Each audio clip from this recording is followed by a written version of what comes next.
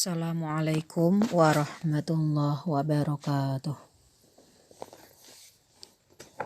Anak-anak yang saya cintai dan saya banggakan, marilah sebelum kita mulai pembelajaran, kita membaca sholawat Nurul Fahmi dan sholawat Nariyah.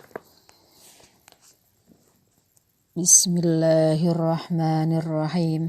Allahumma sholli wa sallim ala sayyidina Muhammadin sholatan tukhrijuni biha min dhulumatil wahmi wa tukrimuni bi nuril fahmi wa tuwaddihu li ma ushkila hatta yufhama innaka ta'lamu wa la a'lamu wa anta 'allamul ghuyub.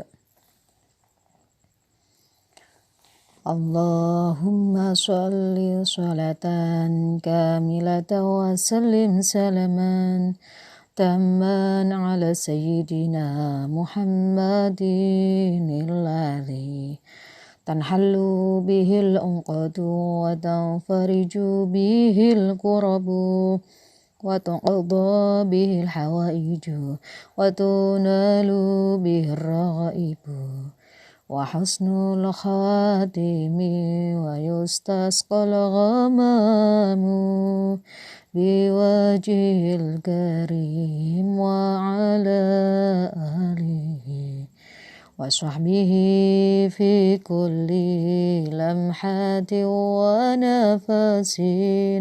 wa nafasin bi'adadi kulli ma'lumin lak. Allahumma sholli sholatan kamilatan wa sallim salaman tamman ala sayyidina Muhammadin alladhi tanhallu bihil unqadu wa tanfariju bihil qurabu wa tuqadha bihil hawaiju wa tunalu bihir raghaib wa husnul khatimi wa yustasqal ghamamu biwajhil karim wa ala alihi wa sahbihi fi kulli lamhatin wa nafasin bi'adadi kulli ma'lumin lak.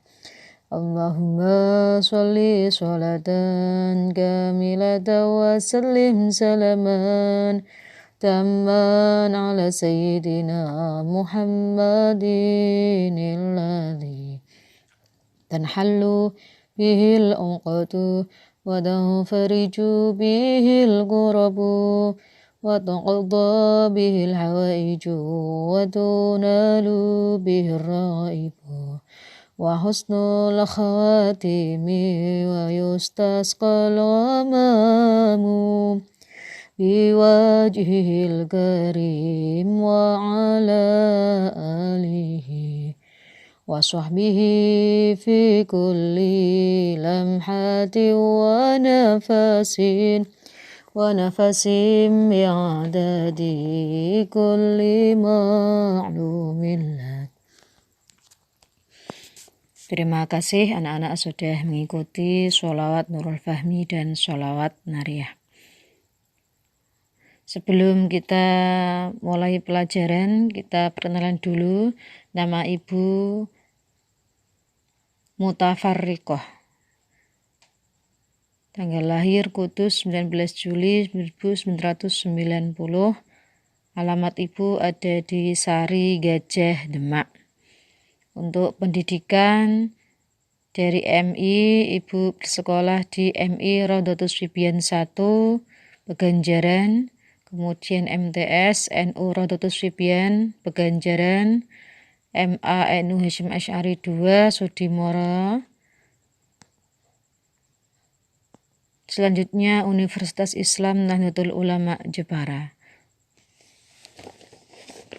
Demikian perkenalan dari Ibu.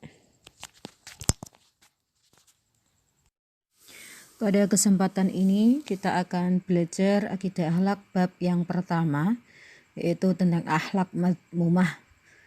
Akhlak mazmumah yaitu akhlak yang tercela.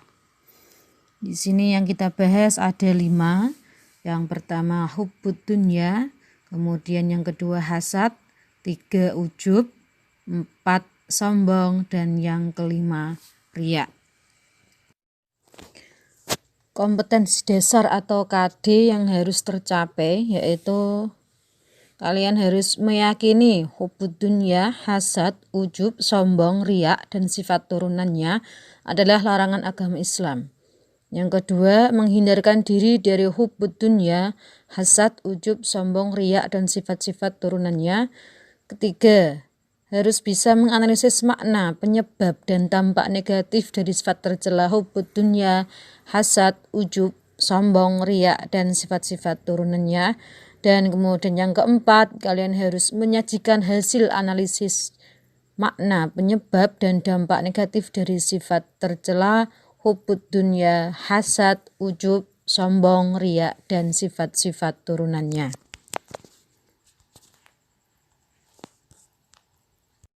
Indikatornya yaitu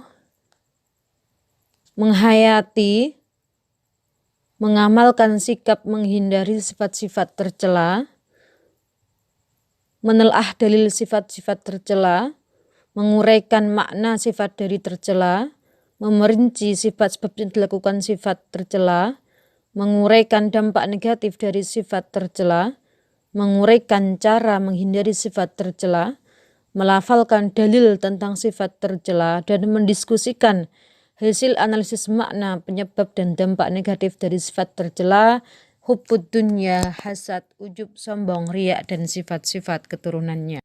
Setelah mengetahui dalil, makna, penyebab, dampak negatif, cara menghindari hubbud dunya, hasad, ujub, sombong, riya, maka kalian harus nantinya bisa bermuhasabah atau introspeksi diri, bersyukur, tawadhu, toleransi, atau menghargai, dan ikhlas. Kalian amatilah gambar berikut. Bagaimana komentar kalian atas gambar ini? Yang pertama, yaitu seseorang hanya menginginkan dunia dalam kuasanya, dalam genggamannya. Bahkan dunia itu dalam hatinya, mencengkram dalam hatinya. Gambar yang kedua, dialah orang yang suka cari muka, carmuk ya, melakukan sesuatu pekerjaan karena berharap mendapatkan perhatian, pujian dari orang lain. Akhlak tercela yang pertama yaitu hubbud dunya. Hub itu cinta, ad-dunya itu dunia. Jadi dia mencintai dunia. Apa dalil naklinya atau dalil yang ada dalam Al-Quran ataupun hadis? Di sini saya menyebutkan dalil Al-Quran yang ada di surat Al-Hadid ayat 20. Bismillahirrahmanirrahim. I'lamu annama al-hayatud dunya la'ibu wa lahu wa zinatu wa tafakhurun bainakum wa takasurun fil amwali wal awlad. كمثل غيث أعجب الكفار نباته ثم يهيج فتراه مصفرا ثم يكون حطاما وفي الآخرة عذاب شديد ومغفرة من الله ورضوان وما الحياة الدنيا إلا متاع الغرور. Al-ayah. Artinya, ketahuilah bahwa sesungguhnya kehidupan dunia ini hanyalah permainan dan suatu yang melalaikan. Perhiasan dan bermegah-megahan antara kamu serta berbangga-bangga tentang banyaknya harta dan anak seperti hujan yang tanamannya mengagumkan para petani. Kemudian tanaman itu menjadi kering dan kamu lihat warnanya kuning kemudian menjadi hancur. Dan di akhirat nanti ada azab yang keras dan ampunan dari Allah serta keridhaannya. Dan kehidupan dunia ini tidak lain hanyalah kesenangan yang menipu. Quran Surat Al-Hadid ayat 20. Pengertian hubbud dunya. Hubbud dunya berarti cinta dunia secara berlebihan. menganggap harta benda adalah segalanya. Penyakit hubbud dunia atau cinta pada dunia berawal dari penyakit iman yang berakar pada persepsi yang salah bahwa dunia ini adalah tujuan akhir kehidupan, sehingga akhirat pun dia lupakan. Jabatan, harta dipandang sebagai tujuan akhir, bukan sebagai alat untuk meraih ridha Allah. Siapapun dapat terkena penyakit ini, termasuk orang kaya maupun orang yang miskin. Menurut hadis Nabi, orang yang cinta dunia dan takut mati disebut orang yang lemah jiwanya. Ya, orang yang lemah jiwanya. Ciri-ciri hubbud dunia. Yang pertama, dia itu orang yang menganggap dunia sebagai tujuan utamanya, bukan sebagai sarana untuk mencapai kebahagiaan akhirat. Jadi dunia apapun itu, entah jabatan atau harta benda, itu hanya untuk kesenangan dunia saja. Tidak niatnya digunakan mencapai kebahagiaan akhirat.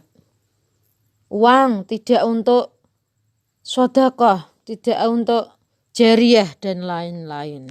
Jadi dia hanya foya-foya ataupun membeli sesuatu yang berharga untuk dirinya, untuk penampilannya, dilihat orang lain bagus. Itu hanya untuk kehidupan dunianya saja. Jadi bukan sarana mencapai kebahagiaan akhirat. Yang kedua, suka mengumpulkan harta dengan menghalalkan segala cara. Dalam Al-Quran surat At-Takasur ayat 1-2, Bismillahirrahmanirrahim. Alhaakumut takasur hatta zurtumul maqabir. Bermegah-megahan telah melalaikan kamu sampai kamu masuk ke dalam kubur. Jadi halal haramnya itu dia tidak memperhatikan cara untuk mengumpulkan harta. Bisa saja dia itu menipu, memalak, ataupun yang lainnya. Yang ketiga, kikir, medit, bakhil. Jadi dia tidak rela sedikit pun hartanya itu lepas ataupun berkurang. Jangankan untuk sedekah, zakat yang memang wajib saja, ia tidak mau walaupun hartanya itu mencapai nisab maupun haul. Pada puncaknya ia juga akan kikir kepada dirinya sehingga mungkin ketika dia sakit, dia tidak mau berobat karena khawatir hartanya berkurang. Yang keempat, serakah dan rakus, tamak. Jadi dia tidak puas dengan apa yang ia miliki, sehingga ia akan berusaha menambah hartanya. Merasa tidak puas, merasa hartanya itu tidak genap. Ya, jadi dia berusaha untuk selalu menumpuk hartanya untuk menggenapkannya. Yang selanjutnya, kelima, tidak mensyukuri nikmat yang sedikit. Ya, maunya itu nikmat-nikmat yang besar, banyak dan melimpah. Dampak negatif hubbud dunia. Yang pertama, cinta dunia akan membuat lalai kepada Allah. Misalnya lalai dalam sholat, puasa maupun sedekah. Yang kedua, mudah tergoyah imannya. Yang ketiga, sebagai sumber penyakit lainnya seperti tamak, pamer, dengki, ya, ada yang menjadi sombong, serakah, dan cenderung melelahkan diri sendiri, memikirkan yang tidak ada. Makin dia cinta pada dunia, akan makin serakah, bahkan bisa berbuat keji untuk mendapatkan dunia yang diinginkannya. Pikirannya selalu dunia, pontang-panting siang malam mengejar dunia untuk kepentingan dirinya. 4. Menghalalkan segala cara demi memperoleh kesenangan dunianya. 5. Membuat seseorang tidak melakukan sesuatu yang bermanfaat baginya di akhirat. Cara menghindari hubbud dunia. 1. Mengingat bahwa kehidupan dunia ini hanya sementara. Islam tidak memerintahkan umatnya untuk meninggalkan dunia, tetapi diperintahkan untuk menaklukkan dunia dalam genggamannya, bukan dalam hatinya. Yang kedua, memperbanyak mengingat kematian. Ketiga, qanaah, yaitu rela menerima dan merasa cukup dengan apa yang dimiliki, serta menjauhkan diri dari sifat tidak puas dan merasa kurang yang berlebihan. Selanjutnya, perbanyak zikir. Ala bi dzikrillahi tatma'innul qulub. Merupakan metode yang paling efektif untuk membersihkan hati dan meraih kehadiran ilahi. Selanjutnya, menerapkan muraqabah. Apa itu muraqabah? Yaitu meyakini bahwa Allah selalu melihat kita. Jika kita berdua, maka yang ketiga adalah Allah. Dan jika kita bertiga, maka yang keempat adalah Allah. Selalu merasa dilihat, selalu diawasi oleh Allah. Jadi, tidak ada lagi orang yang mencuri atau korupsi. Tidak ada pedagang yang mengurangi meteran ataupun timbangan. Selanjutnya, mengingat bahwa apa yang kita lakukan di dunia nanti akan dimintai pertanggungjawaban di akhirat. Semakin tinggi jabatan, kedudukan, dan semakin banyak nikmat yang diterima seseorang di dunia, maka semakin berat pula tanggung jawabnya di akhirat. Ingatlah, diri kalian adalah seorang pemimpin bagi dirinya sendiri, jadi akan dimintai pertanggungjawaban nanti di akhirat. Jadi jika kita berkecukupan, diberi nikmat oleh Allah yang banyak, jangan sampai kecukupan itu bisa menjadikan kita sombong, kikir, bakhil. Dan jika kekurangan dunia, jangan sampai kekurangan itu menjadikan kita kurang mensyukuri nikmat Allah, banyak mengeluh dan minder. Akhlak tercela yang kedua yaitu hasad. Adapun dalil nakli dari hasad yaitu dalam Al-Quran surat Ali Imran ayat 120. Bismillahirrahmanirrahim. In tamsaskum hasanatun tasu'hum wa in tusibkum sayyi'atun yafrahu biha wa in tasbiru wa tattaqu la yadurrukum kaiduhum syai'a innallaha bima ya'maluna muhit. Al-ayah. Yang artinya, jika kamu memperoleh kebaikan, niscaya mereka bersedih hati. Tapi jika kamu mendapat bencana, mereka bergembira karenanya. Jika kamu bersabar dan bertakwa, niscaya tipu daya mereka sedikit pun tidak mendatangkan kemudorotan kepadamu. Sesungguhnya Allah mengetahui segala apa yang mereka kerjakan. Ali Imran ayat 120. Pengertian hasad. Hasad secara bahasa berarti dengki atau benci, iri. Menurut istilah, hasad adalah membenci nikmat Allah yang dianugerahkan kepada orang lain, serta menginginkan agar nikmat tersebut segera hilang atau terhapus dari orang lain, ataupun nikmat itu berpindah kepadanya. Jadi ia tidak suka jika ada orang lain yang menyamainya, baik dalam hal prestasi maupun materi.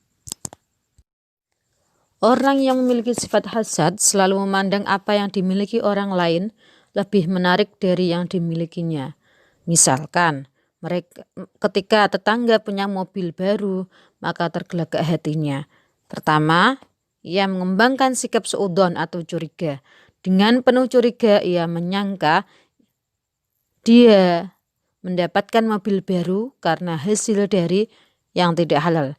Selanjutnya, setelah ia merasa curiga, ia merasa tidak suka jika orang mendapatkan nikmat itu, bahkan berusaha agar nikmat itu lenyap lagi dari orang lain. Yang ketiga, ketika nikmat itu masih ada pada orang lain, ia merasa tidak puas, perasaannya dongkol, benci, dan marah. Sebab-sebab hasad. Pertama, adanya rasa permusuhan dan kebencian kepada seseorang. Dua, adanya sifat takabur atau sombong sehingga tidak suka terhadap keberhasilan dan kemajuan yang dicapai orang lain. Dampak negatif hasad. 1. Menghapuskan amal kebaikan. Dalam hadis disebutkan, iyyakum wal hasada fa innal hasada ya'kulul hasanati kama ta'kulun narul hatab.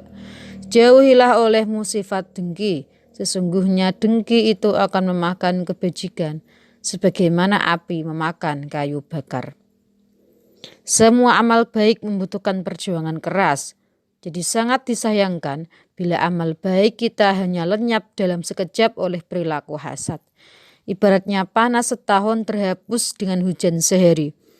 Sekali berbuat hasad, amal kebaikan yang telah kita kumpulkan bertahun-tahun pun lenyap tak berbekas.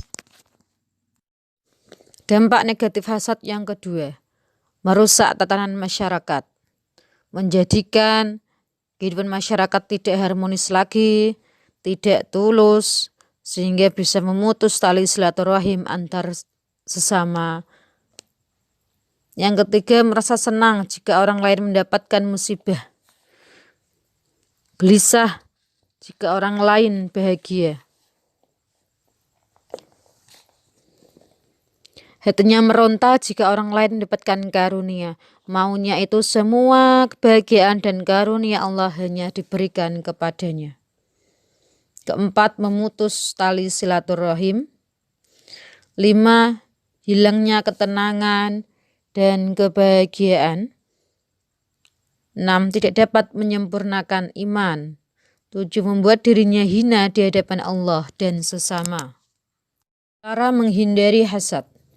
1. Memperbanyak bersyukur atas nikmat yang diberikan oleh Allah. Dia mensyukuri nikmat Allah, baik yang banyak maupun yang sedikit. Yang kedua, menanamkan kesadaran bahwa sifat hasad akan membawa seseorang menderita batin. 3. Berpikir positif atas segala kejadian yang menimpa kita. Semua kejadian ada hikmahnya. 4. Menumbuhkan kesadaran bahwa akibat dengki adalah permusuhan dan permusuhan akan membawa petaka. 5. Saling mengingatkan dan menasehati. 6. Memelihara sikap rendah hati, tidak sombong, dan meyakini bahwa semua yang kita miliki adalah titipan Allah.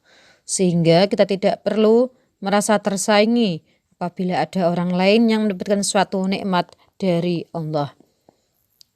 7. Bersikap realistis melihat kenyataan. 8. Punya pendirian dan tidak mudah terprovokasi. 9. Senantiasa ingat kepada Allah dan minta perlindungannya agar terhindar dari sifat hasad. Demikian yang dapat Ibu sampaikan dalam kesempatan kali ini, hanya dalam materi hubud dunia dan hasad dulu. Kita akan sambung lagi ke materi selanjutnya, ujub, takabur, sombong, riak dalam pertemuan berikutnya. Insya Allah. Terima kasih atas perhatian anak-anak. Allahul muwafiq ila aqwamit thoriq. Wassalamualaikum warahmatullahi wabarakatuh.